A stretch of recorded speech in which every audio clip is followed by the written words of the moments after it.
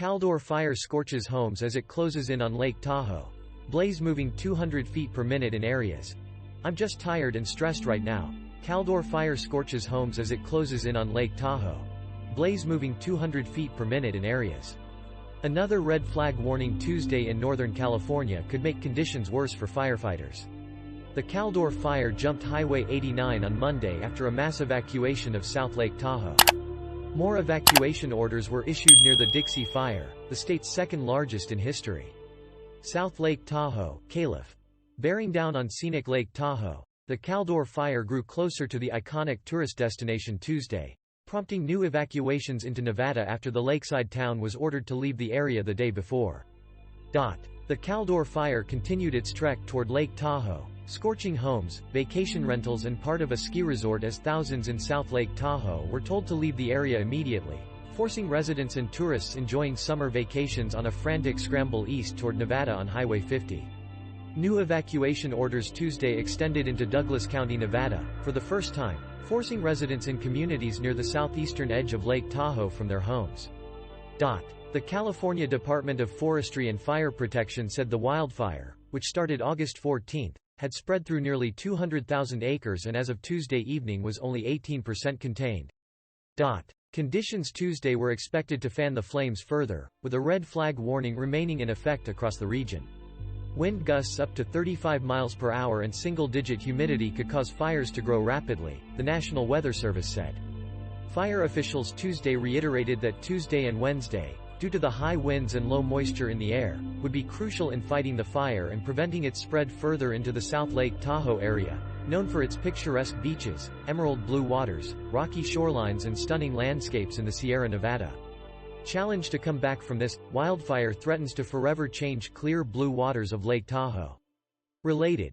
Caldor Fire, knocking on the door of Lake Tahoe area, becomes nation's #1 priority for firefighting resources. Stephen Vollmer, a fire behavior analyst at Cal Fire, told USA Today in an interview the fire was moving at speeds of 200 feet per minute in areas. The rapid spread was being caused by flames and tree canopies hopping from tree to tree, allowing embers to travel a mile ahead of the fire's edge. It's really what is behind some of this rapid growth we've been seeing, he said. He noted that while a host of resources and fire personnel were dedicated to protecting Lake Tahoe from the blaze to redirecting the fire away, any possible timeline for it hitting the area was unclear. Mother Nature has a way of doing her own thing, he said. We're at her mercy when it comes to these winds. Nearby casinos shut down Monday, a hospital was evacuated and tourists and residents jammed the streets of the typically relaxing lakeside vacation spot. This is a systematic evacuation, one neighborhood at a time, South Lake Tahoe Police Lieutenant Travis Cabral said on social media. After the evacuation orders went into effect for the city's 22,000 residents, the fire jumped Highway 89 and moved north on a ridge into Myers in South Lake Tahoe, a USA Today Network reporter observed. Crews were trying to protect homes near the Christmas Valley community, just south of Lake Tahoe along Highway 89. Timothy Pritchard, who had lived at South Lake Tahoe for 13 years, was among the first evacuees to arrive in Reno after being turned away from a Carson City shelter that reached maximum capacity. I'm just tired and stressed right now, he said, crying. The Caldor Fire is one of 83 large fires and complexes burning more than 3,900 square miles across the West, according to the National Interagency Fire Center. Cal Fire said winds near the Caldor Fire were allowing embers to travel farther from the fire's edge and starting small blazes 3/4 of a mile from the fire line. The fire threatened containment lines established along US 50, Cal Fire said. Tim Ernst, an operations chief for Cal Fire, said much of the western section of the fire remained well contained, and crews mainly worked to ensure no hotspots flared up. There were still parts of the line along the northeastern edge of the fire that protecting structures and defending South Lake Tahoe remained the top priority for fire crews, Ernst said. At a shelter in Carson City, Chelsea Cunningham of South Lake Tahoe said she was in shock. Right now, we're numb. It feels like you're in this fog and your headlights aren't working, Cunningham said. She said she kept hearing firefighters were doing their best to keep the fire from reaching the basin. So you're holding on to that hope with blind optimism, Cunningham said. Monday, the worst-case scenario unfolded. I think we're still in shock. I think the reality will hit later. Especially if we go back and find out there's nothing left, she said. The only keeping us going is focusing on what to do next.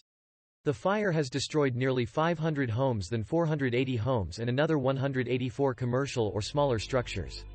At least 5 people have been injured, and 4,171 firefighters battled the flames, Cal Fire said. Additional teams to protect homes arrived late Monday, said fire spokesman Dominic Polito. Wherever there are structures, there are firefighters on the ground, Polito said. Lake Tahoe scenery threatened. With pristine blue waters and summer and winter activities abound, the Lake Tahoe area typically draws 15 million visitors a year. Beyond the immediate concern for public safety and the thousands of homes at risk is the threat the fire poses to the clarity of and scenery around the world-renowned lake. Flames enveloped hillsides around Sierra at Tahoe Resort, which lost some minor structures but had its main building spared. Crews used snowmaking machines to douse the ground. Heavenly Ski Resort straddles the state line, with lifts and trails in both states. Monday's evacuation orders included the area around its California operations. On the Nevada side of the border, the state's Gaming Control Board said some resorts shut down portions of their gaming operations. We would presume that this could escalate over the coming hours, Nevada Gaming Control Board analyst Michael Lawton said in an email. The 4 major casinos in the area include Harrah's Lake Tahoe, Harvey's, Hard Rock Lake Tahoe and Mont Bleu Casino Resort. Dixie Fire prompts further evacuation orders. Farther north in California around the Dixie Fire, sheriff's offices in 2 counties expanded evacuation orders Monday as crews tried to prevent the fire from reaching the Highway 70 corridor. The Lassen County Sheriff's Office told more residents to evacuate as the 7-week-old fire spread east of Butte Lake in the Lassen National Forest. Near the southern section of the fire, the Plumas County Sheriff's Office told multiple communities to leave as the fire presses across the Genesee Valley and Grizzly Ridge and moves closer to Lake Davis in the Plumas National Forest. The blaze, at more than 807,000 acres, is the second largest wildfire in state history. It has destroyed 1,277 structures, including 685 houses, and threatens more than 13,600, according to Cal Fire. Firefighters have the flames almost 50% contained. A red flag warning was also in effect in the area near the Dixie Fire.